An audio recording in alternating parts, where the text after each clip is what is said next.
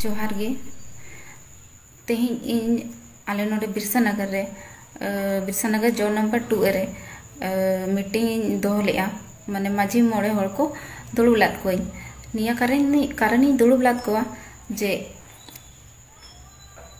आले ओड़ा रिन बार होड़ एटा जाति रेकिन जावाई अकना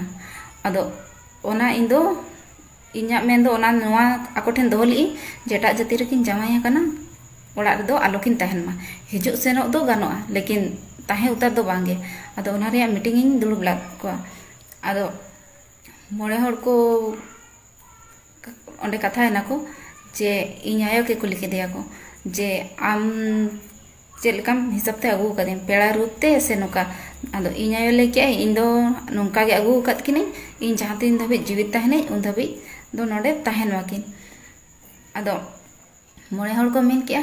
ठीक गया ओड़ा रिन जहां मेन मालिक कने उनी जहां मेने ओना गे हुआ अदो ओना गे हुआ अदो एनखान इन दो मोड़े हर ठेन चे लगी चलाइनी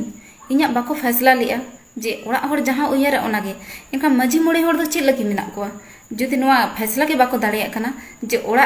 हर गे क्लियर माय तो मोड़े हर मा रिया चे दरकार बांग और उनको जाति दाका हो चे लगी एम दरकार जाति दाका हो बांग एम दरकार जाति ओना को हो बांग जम दरकार नोआ को चे लगी